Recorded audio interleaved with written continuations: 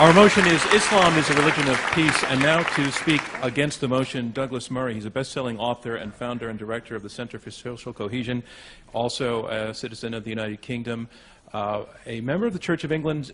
Until recently, you said that your study of the Quran, you said this in print, made you an atheist. That's right. I said Muhammad made me an atheist.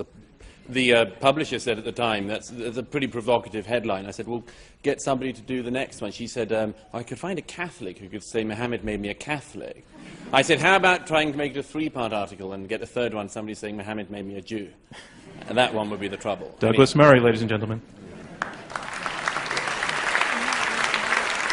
Well, thank you. Well, thank you. It's a great pleasure to be here tonight. I'm sorry to make this panel rather Brit-centric after my colleague Majid. This isn't an attempt by us to have a British takeover of the old colony or anything like that. But I was coming earlier from my own fallen empire, referring back to my friend and colleague Ayan's comments earlier, and I was reading the paper, as I'm sure all of you were doing earlier today. Majid finished his comments by talking about the importance of changing paradigms. I'm not sure this is about paradigms. I think it's about facts. Here are some facts in my newspaper earlier. The Times Square bomber, of course, a man just up the road from here who tried to kill thousands of people. Only, by the way, didn't manage it because he set the 24-hour timing device to 7 a.m. instead of 7 p.m. 1900 hours was what it was meant to be.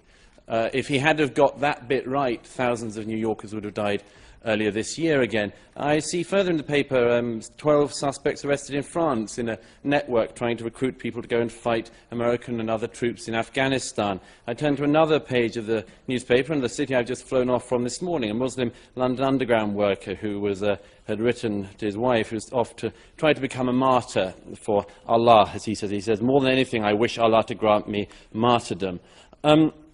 Ladies and gentlemen, we have to look at facts. We should also just quickly, if I may, refer something to the wording of tonight's debate. Ayan's already mentioned this, but I mean, let me put it this way. You're, I'm sure, a liberal-minded New York audience, or at least I hope you are.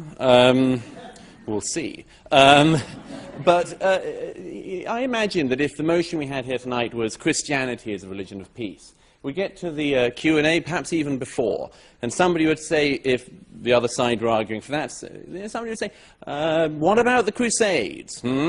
What about that?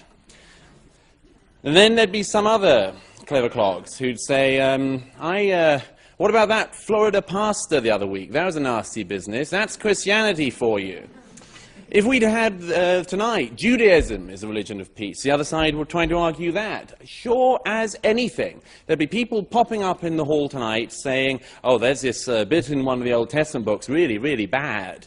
All sorts of massacres going on. Why don't you talk about that? There might even be people trying to say that, the argument that Judaism was a religion of peace couldn't be argued because people would say, look at what Israel is doing, and isn't that a direct response, and so on. So let's not have a debate about Islam and whether or not Islam is a religion of peace without talking about the facts to do with Islam.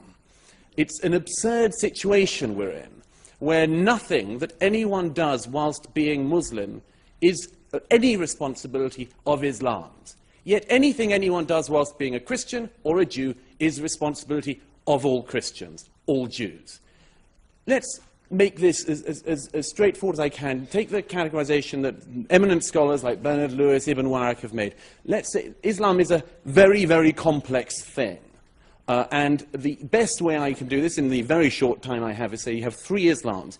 Islam 1, 2, and 3. Islam 1, the Quran and the life of Muhammad and the Hadith. Islam 2, the tradition of the Sharia. Islam 3, what Muslims do now. The first of those things, Islam, the Quran, and so on, is bad.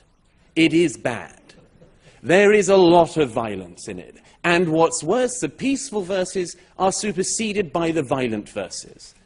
The violent verses also, sadly, are more numerous in number. Then you've got the life of Muhammad. Again, a bad man. A very bad man, it has to be said. Not a great role model, if you look at it. Takes child brides, abuses a small girl, multiple wives, himself a warrior, himself a war criminal, himself beheads Jews. This, I would have thought, would be a signal of not great peacefulness. Then you've got the tradition of the Sharia. Again, not great peacefulness. Still, no schools of Sharia that people in this hall would want to submit to. And thirdly, what Muslims do now. Thankfully, there is some hope in that one. Because most Muslims, thank goodness, I almost said thank God, but old habits die hard. Most Muslims don't do what those texts say. Because they exercise their judgment as moral beings without having to refer to defunct holy books. Now look, I wish that Zebra and Majid were the spokespeople of Islam. It would be lovely, although in Majid's case it would have taken rather too long if everyone had to go for 14 years preaching the downfall of America and then said, no, not so much. But well, we are where we are. Anyhow, I wish they spoke for Islam. It would be great. But the fact is that tonight, the organisers of this debate asked a number of clerics. None of them would show. Specifically, they wouldn't show and debate against Ayaan Hirsi Ali. Myself, I don't think they cared. But no,